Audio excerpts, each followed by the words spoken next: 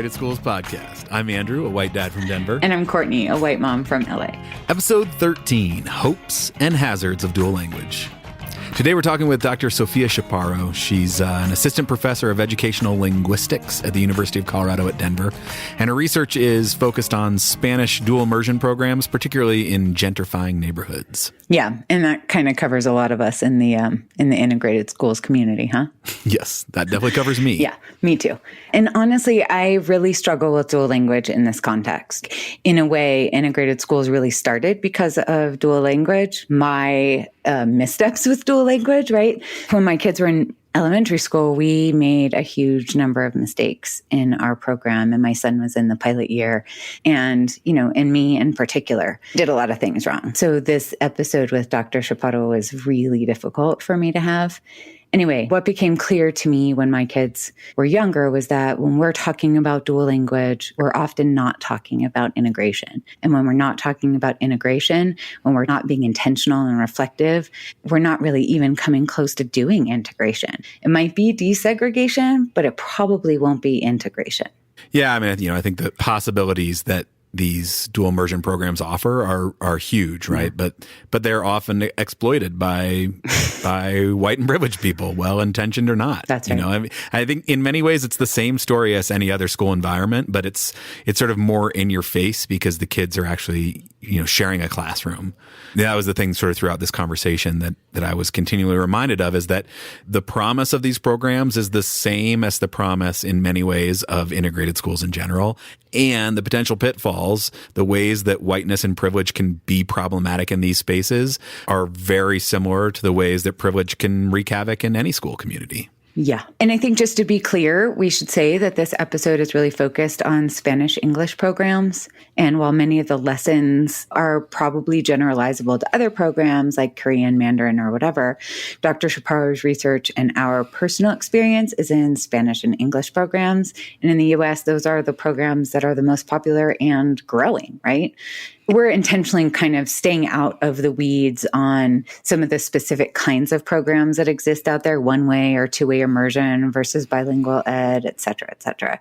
Yeah, and at least, for this episode, at least, we're not going to try to get into sort of the language hierarchies that can exist. Yeah. Mandarin is sexier than Spanish is sexier than whatever. These things exist. We recognize it, but we think there's sort of some generalizable things here that diving into the Spanish immersion programs conceptually can really sort of illuminate. Yeah. So we are grateful to Dr. Chaparro for sharing her expertise with us. So let's just head to that conversation. Indeed.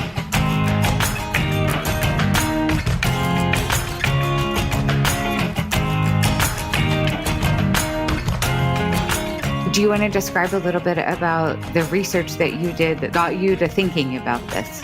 Sure, definitely. My sort of foray into the field and these questions came both as a teacher and now as a researcher. I started off as a teacher in Boston Public Schools, and my first year as a teacher, I really wanted to be in a bilingual school. I've always had a passion for bilingualism. I grew up bilingual on the U.S.-Mexico border, and as a teacher, I knew I wanted to be in a bilingual space. And so I was hired to be the Spanish side of a dual language school in the south end of Boston. And when I started, I had the first cohort of students that included white students in this public school that hadn't had white students in a really long time. And so as a teacher, I grappled with a lot of questions about equity in my classroom and both the challenges and the possibilities of these kinds of programs. And, I had a wonderful classroom full of, second graders eager to learn. And I had children from very privileged backgrounds who walked to school from these beautiful homes that were quite expensive, that had parents that were college educated and beyond, that had a lot of means and resources. And then I had children who also walked to school, but they came from the projects not too far away, who were mostly Latinos, tended to be from working class backgrounds. And so I saw a lot of some of the inequities, but then I saw how beautiful it was that they were learning together, right? In my classroom, one of the most beautiful moments that I remember is I had this one boy, Luis. He was just a kid who was so bright. and smart beyond his age in a street smart sort of way, but didn't necessarily like coming to school and was a bit rebellious. And sometimes I had a lot of trouble with him and his behavior and whatnot. And then I had a little boy whose name was Price, and he was white and came from an affluent home and kind of soft-spoken and quiet. And so I think at one point I was working with Luis at the table, and Price came up to me and asked me, like, how do you say this in Spanish? And, Luis answered right away, and Price went back to his table satisfied with the answer. And I was like, this is beautiful, right? Like, when does a little boy like Price get to learn from a little boy like Luis? Right. And his word is taken and his knowledge is validated and legitimized. Right. There were moments like that I felt like there was so much possibility in this program, but there were other moments that made me pause and made me wonder, like, what are we doing here? Right. Like when all of my white kids got placed in advanced placement and one or two of my Latino kids. And so, things that also didn't feel right. And that as teachers, we talked about, but not in a formal way, not as a school. We didn't really address what was happening in our school and all the changes that were occurring and how we dealt with it, right? And my students' parents had very different needs and demands and ways of, interacting with me that pulled me in different directions. And so as a teacher, it was always kind of stressful. Yeah. And those questions are what drove me to grad school. And so when I started grad school at the University of Pennsylvania, I eventually got connected to a school that wanted to open a dual language program. And so I became involved from the beginning, and I was part of the group that was sort of supporting the principal and thinking about how to start the program. And I started doing research into how the program got started. And I followed a group of about 10 to 12 students from kindergarten to first grade to think about their experiences in the program. My group of focus kids was a very diverse group in terms of, race and class and socioeconomic background and educational background of parents. So the kinds of questions that I had as a teacher, I was able to explore as a researcher for my dissertation. What is the impact of class and race and language into the experiences of children, into their language development, into the experiences of parents, and how and why do these programs get started in the first place? So those were some of the questions I explored overall in my dissertation. Can you give us a little bit of sort of the brief overview of both like what dual language or what immersion is and why did it start? What was the sort of original intent behind it? There's several terms that get thrown around that might mean slightly different things, but dual language education refers to schooling that takes place in two languages. Usually in the United States, the most common type of dual language program are Spanish and English programs. Right. And then there's various models and various types. Bilingual education has existed since the 70s, right, as part of the fight for civil rights from Latino and Chicano communities who wanted to fight for education in their own language, right, as part of the 70s movement to obtain equal rights. Yeah. And so, like you mentioned that the dual language programs are kind of expanding now, like they're growing across the country.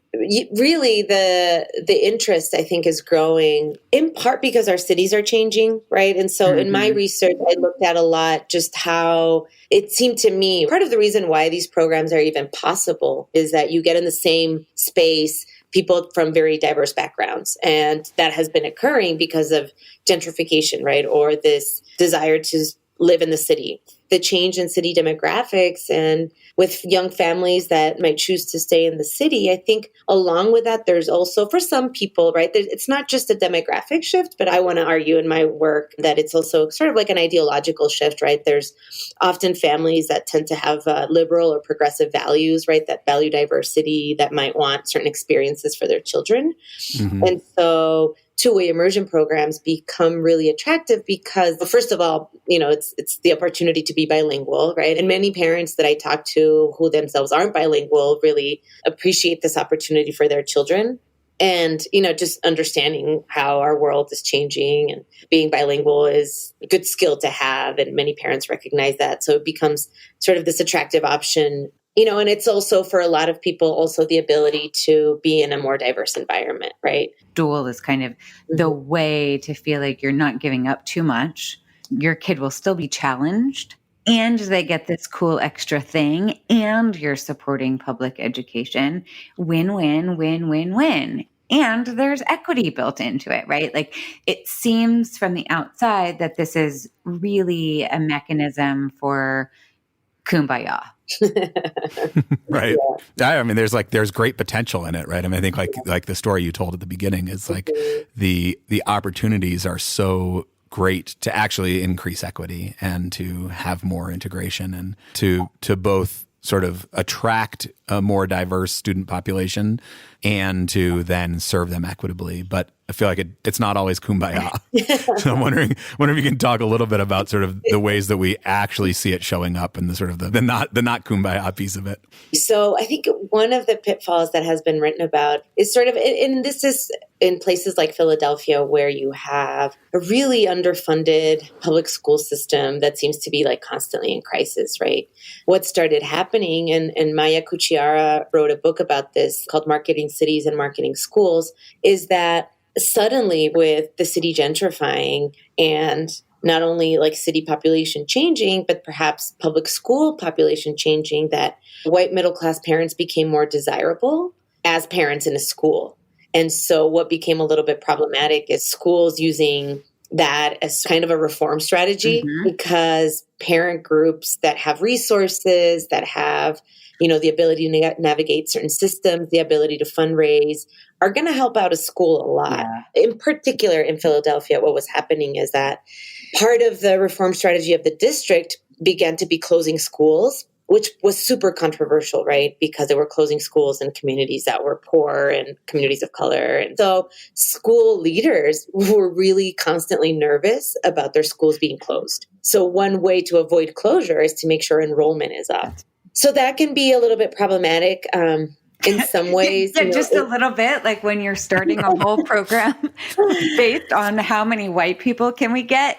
That's not necessarily like the intention, but what happens is that because there's limited resources and limited human resources, right, in terms of energy, the energy became a little bit more focused on having school tours. And so in my research, what started to happen was, and again, I want to emphasize that a lot of parents were very equity minded. So a lot of parents were doing this because a desire to support public education, a belief that everybody deserves a good school. A lot of parents were cognizant that they needed to support the whole school and not just the program, especially because Maya Kuchiara's work was specifically about Philadelphia and it had been out for a year or two. Parents understood that things can be problematic, right? And so there was this understanding that we don't want just a good school for our kids. We want to have a good school, period. Right. So there was one community group that had an education committee where many of like new residents, right, gentrifying residents, if you will, or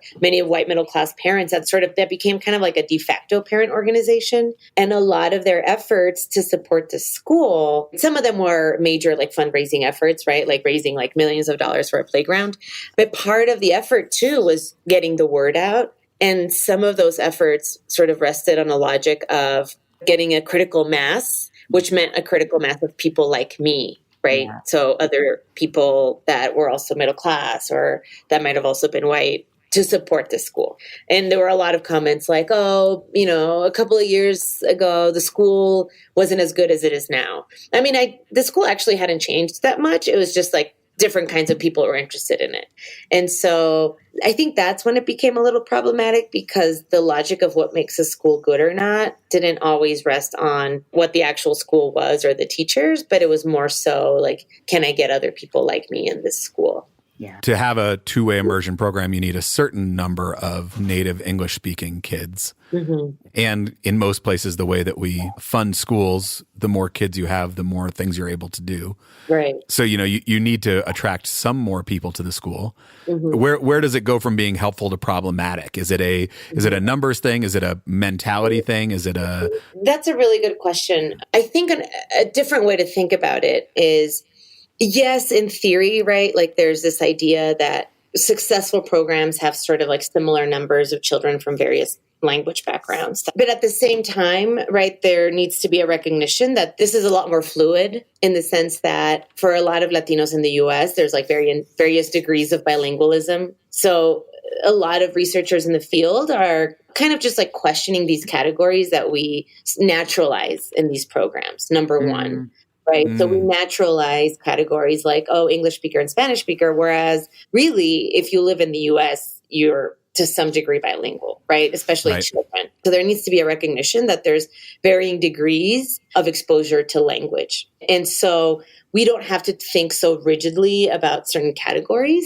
I know that sometimes, at least in the program I worked with, there was like, oh my God, we don't have equal numbers. What's going to happen? The kids are going to learn, right?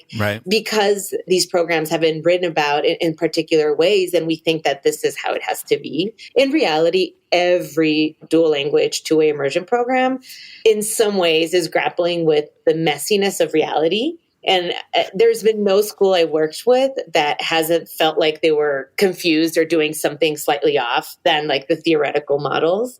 We have to deal with the messiness of reality and like whether you can get bilingual teachers or not, and whether you're going to have equal quote unquote numbers of different language backgrounds in the children.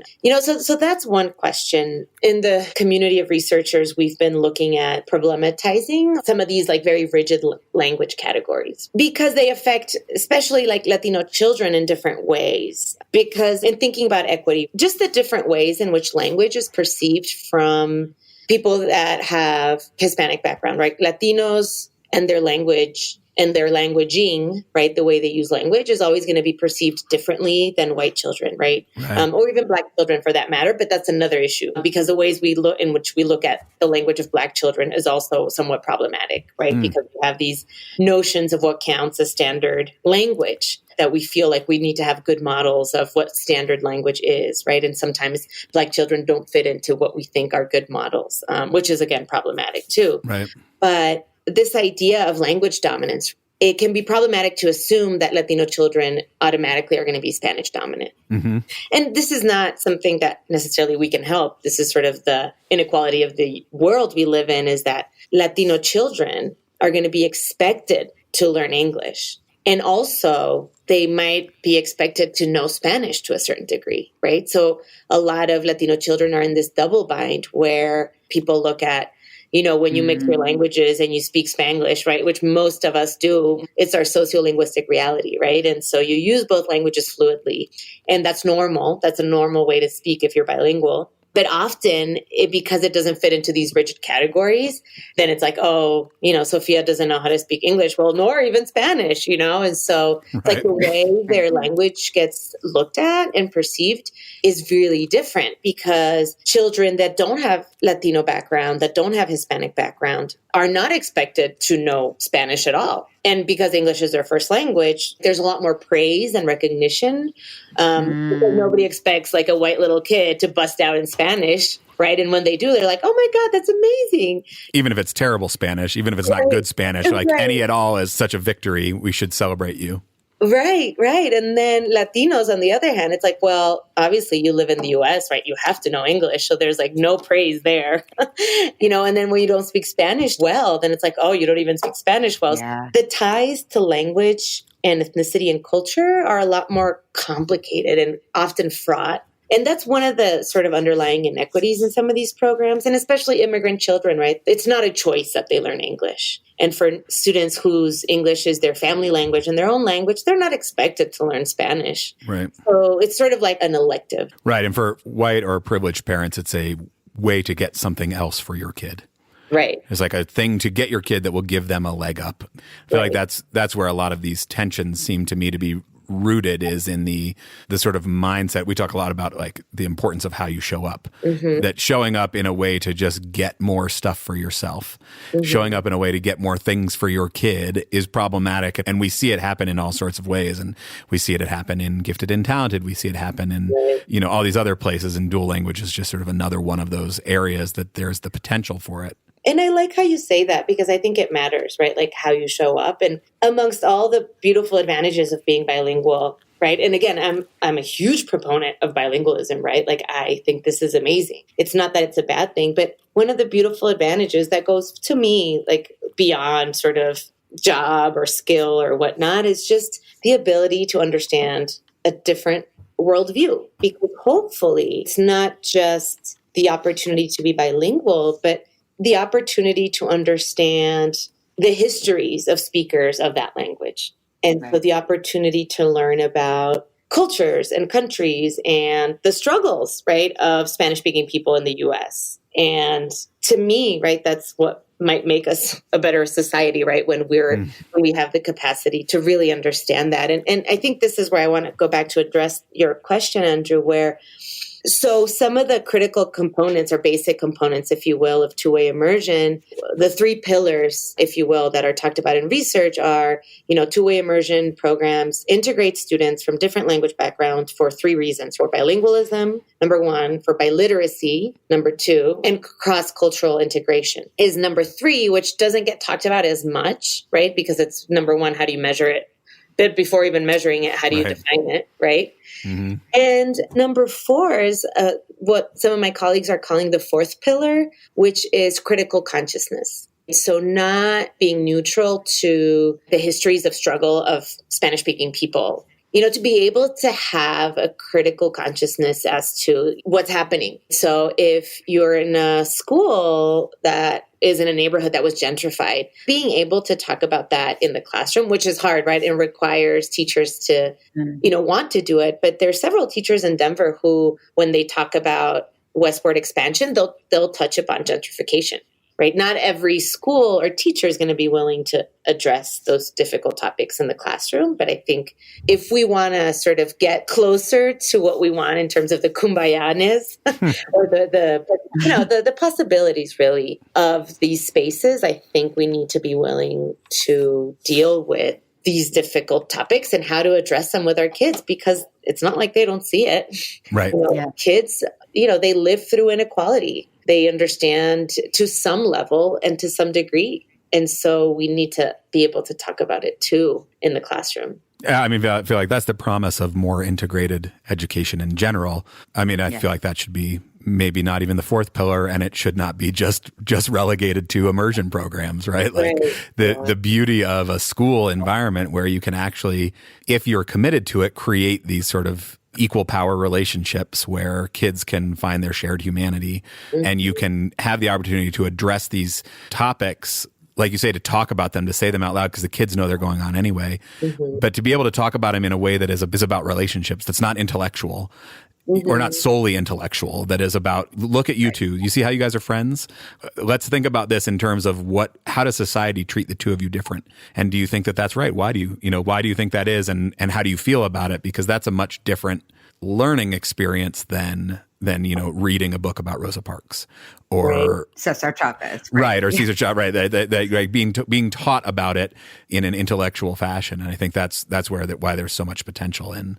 It just seems like dual language has the ability to do all of those things in such a more, I don't want to say it's easier, but the potential for it is all right there, because you have the power of the language to undermine some of the ways that society at large is talking about or thinking about who gets valued in what ways.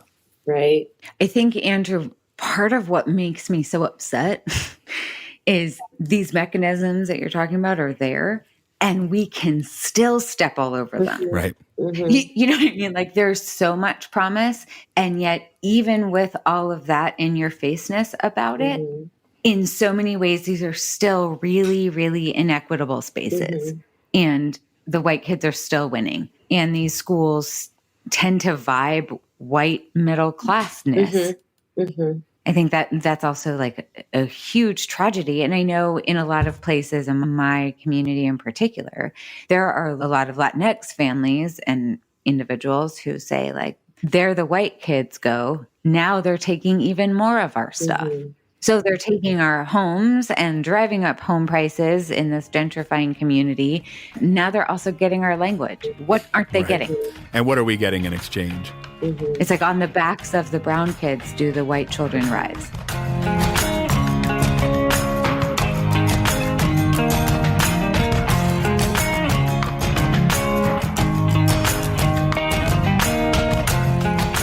The great thing about our conversation now and your organization is that, the focus is on integration and with the premise that, like, this is what these spaces are doing. But for a long time, dual language or two-way immersion programs have been talked about only about the language, right? We only talk about the bilingualism and the English speakers and the Spanish speakers. And we don't talk about all the differences that those labels are obfuscating, that those labels are hiding a lot of other differences.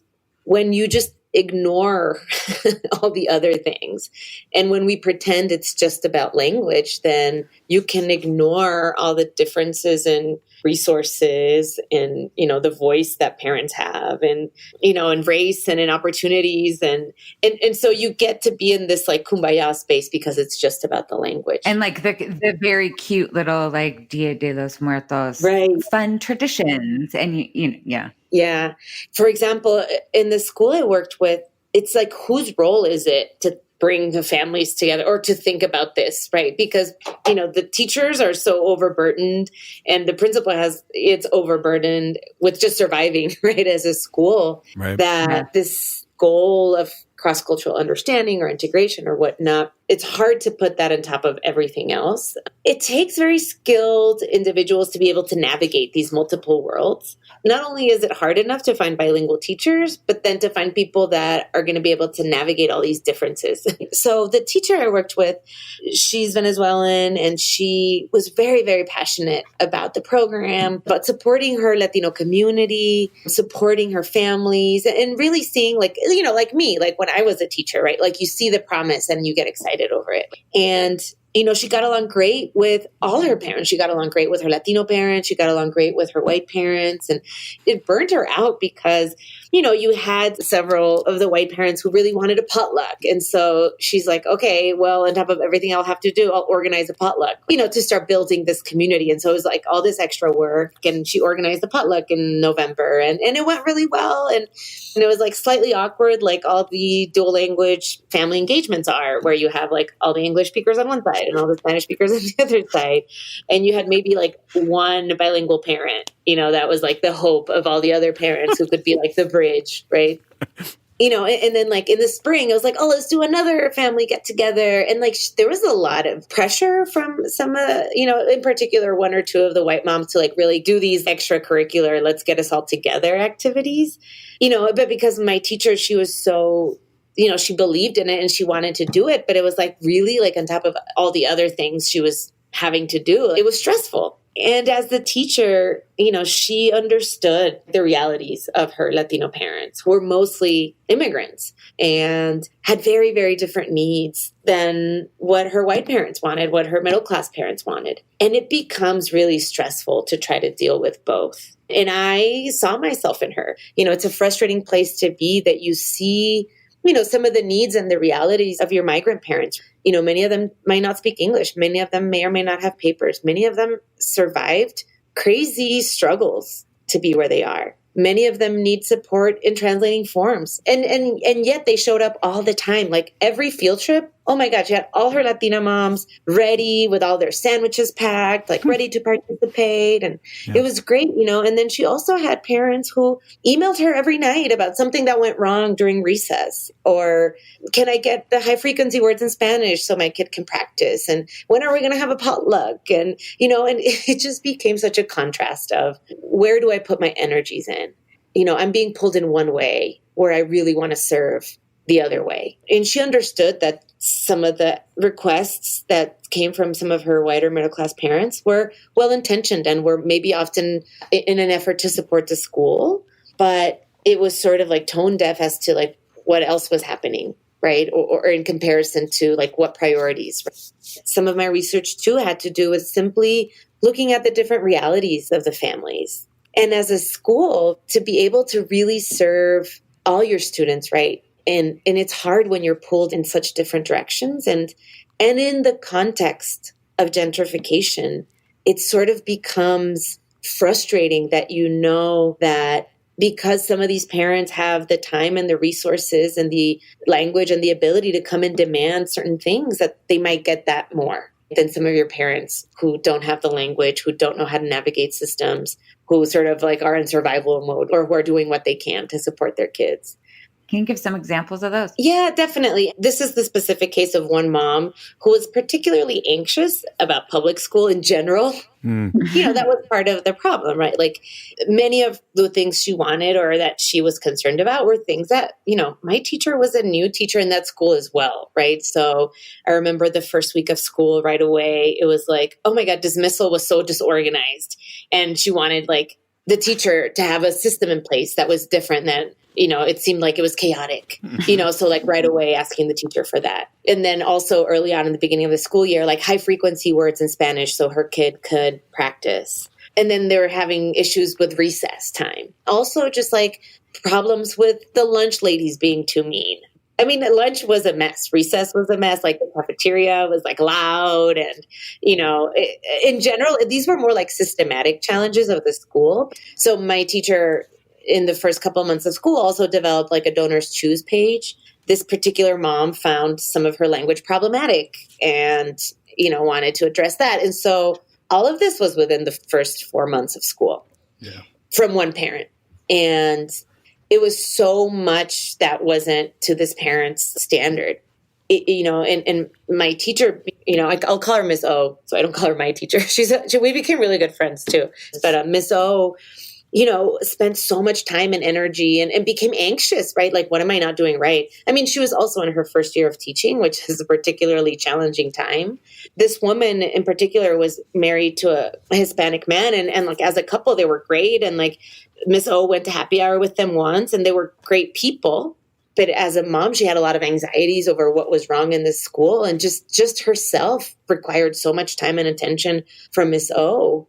Right. It's draining because she was dealing with one parent. Right. This meant like emails and phone calls sometimes. And on top of that, this woman's son wasn't doing so well in the classroom behaviorally.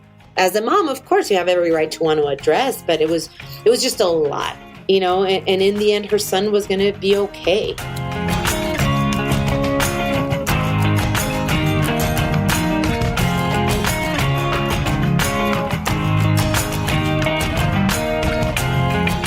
We talk about opportunity hoarding, and white and privileged families tend to hoard more resources just in general. But I think we don't often put enough emphasis on the hoarding of time. Mm-hmm. This Jane really felt both entitled to Ms. O's time and emotional support. Mm-hmm. And it wasn't that, she was expecting more stuff, but she was expecting more of this human being, right? And felt an entitlement to it. If you had said like Miss O charges $50 an hour, you know what I mean? Which seems low, in fact. Like who's getting more of those resources and why, right? And is that commensurate with some sort of like positive effect in the classroom? Probably not. Right. Or like, is that directed to like where the need is actually greatest? Because you figure like whatever time she spent doing that, if she had spent helping some of her other families, like navigate the, forms that needed to be filled out that were only available in English or whatever, in terms of greater good, where the need is greatest, that would have been a much better use of her time.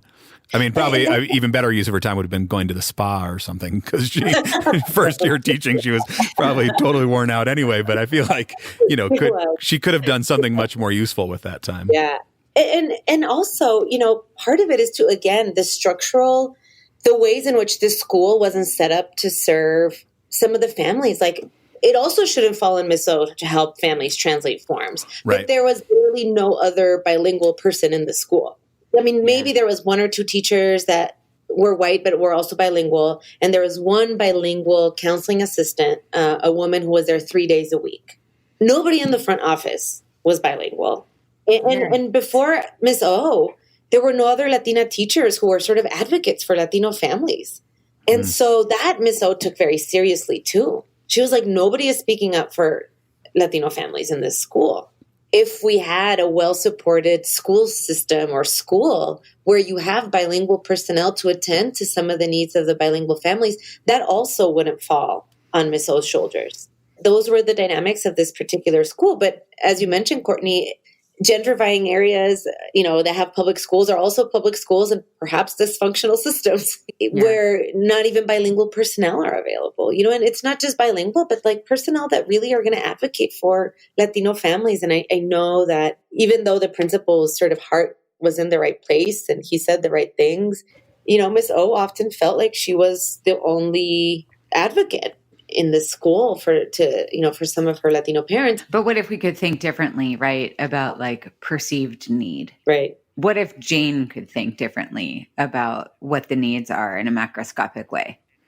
Yeah. And I should say too that eventually Jane took her son out of the program, like not like midway through. And another mom too, that's similar to Jane, was very invested in this school and had spent a lot of time in this school as a pre-parent. I don't know if you're familiar with the term. Have you ever heard that term? No.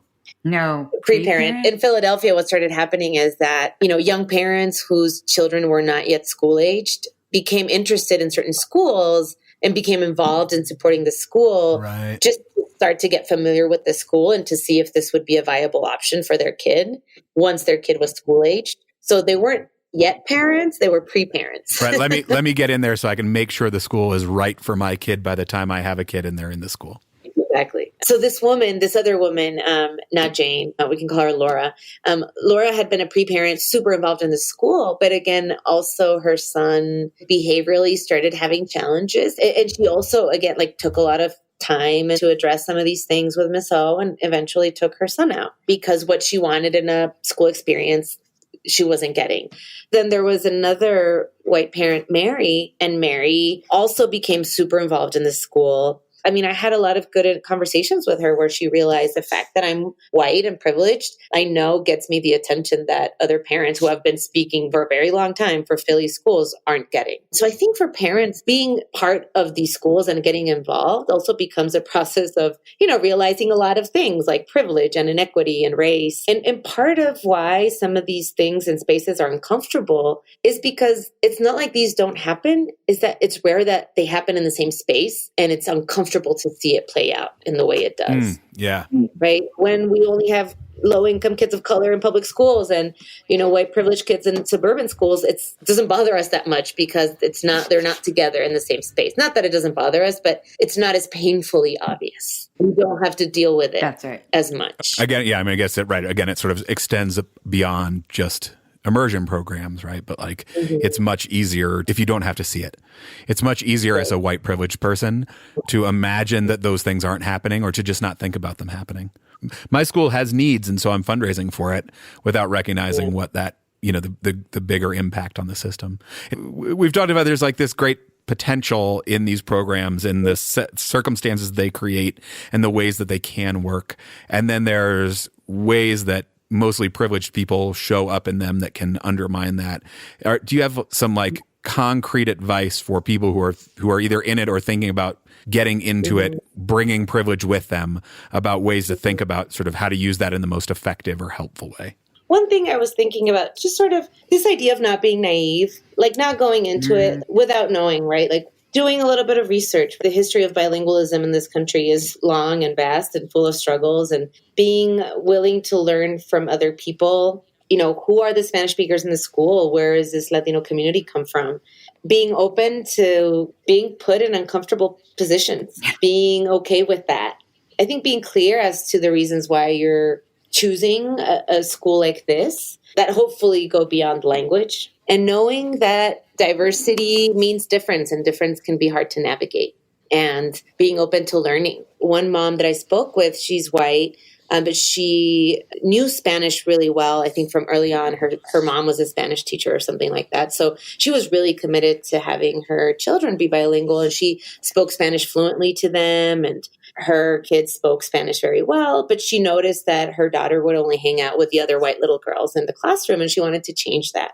And she realized, well, I'm only hanging out with the other white parents. So maybe if she sees me talk to, some of the Mexican moms, she'll start to hang out with some of the Mexican little girls and boys. And so, because she's bilingual, she could do that. And so she started to do that. And then she told me, she's like, I realized because I'm bilingual, these differences go beyond language. And navigating class differences is often more difficult than navigating language or racial differences, Right. I would argue. And she was starting to realize that, and it was like trial and error. She was telling me how she realized maybe play dates would be uncomfortable because she realized her home, it looks probably very different than her little girl's new friend. She befriended this little Mexican girl and they started wanting to hang out. And she realized, is this going to be sort of uncomfortable for us as families? Like when her mom comes to pick her up, like maybe she was like, I realized meeting at the park was a much more neutral way to hang out together without having our differences and means become an issue. Birthday party, right? Like her daughter only wanted to invite, the English speaking, middle class kids because that's who she hung out with after school. That's who she saw in like soccer practice or, ballet or whatever. And she was like, how do I address this? And she did bring it up with the teacher. And I think the teacher did this read aloud about how we're all different, but we can be friends. And then like, I think the mom talked to the little girl and the little girl was like, okay, I want to invite everyone. So then like everyone became invited to the party. But then at the party, she realized like when you invite one Mexican kid and the parent, it might be that like 5 other people might show up, right? And so then, large Mexican families showed up and so it was just these interesting intercultural moments of dissonance where you realize people approach life differently. There's different ways to look at time. There's different ways to think about what's okay and not okay for children to do and to eat and to watch. And those things are different. And there's going to be moments of difficulty and discomfort, but that's never meant to be easy.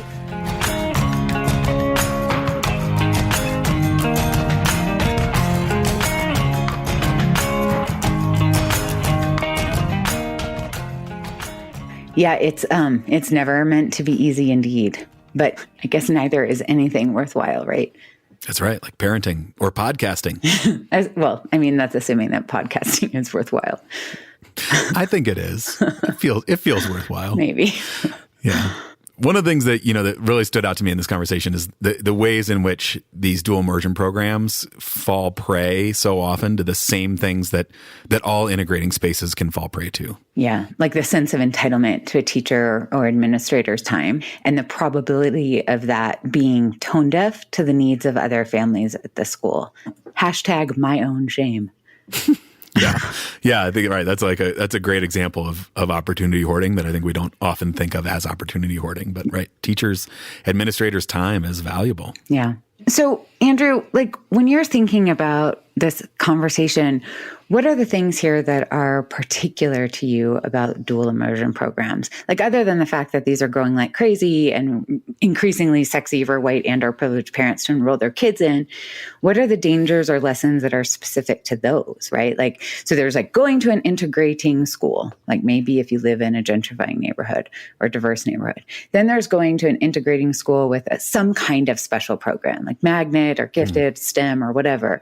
And then there's dual immersion, like what makes dual unique? I'm thinking about my experience like that when we think of dual immersion as being kind of an equity program, different maybe from like a gifted or STEM program, we sort of think that integration work is already built in, right? And maybe we're less inclined to be proactive about equity and integration. Yeah, I mean, I think fundamentally we can never assume that any of our systems are going to do the work for us, right? Like the best designed system for equity still requires attention and intentionality. But I do think there's something different in the potential, at least, of dual language that's different in some ways from a STEM magnet or a gifted program or something. And I think it's like, the premise of dual immersion is that kids are different. They bring different gifts to the classroom and that those differences are a benefit to everyone. Right. Because like with gifted, the premise is that the kids are all the same, right? Like we want it that way.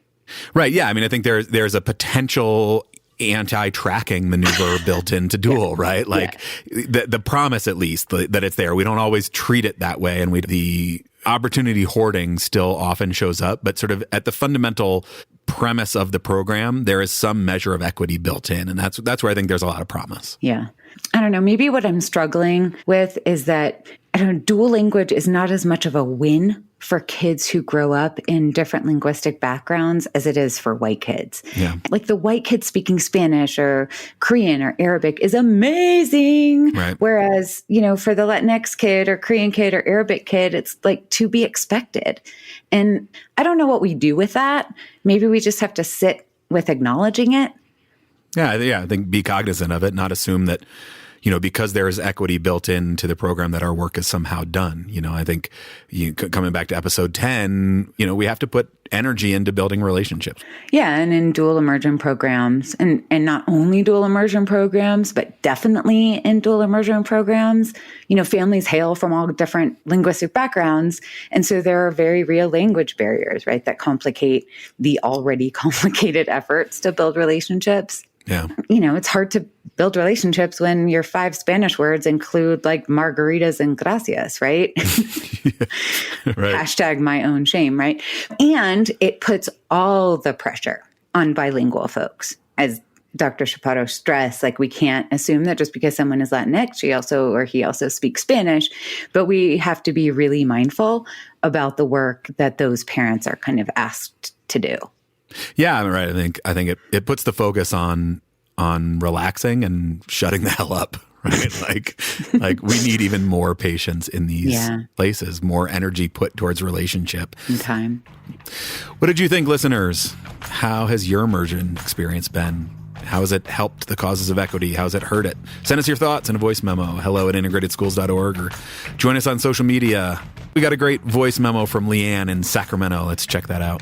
Hi, Courtney and Andrew. This is Leanne, a white mom living in Sacramento, California, with 3 white kids under age 5.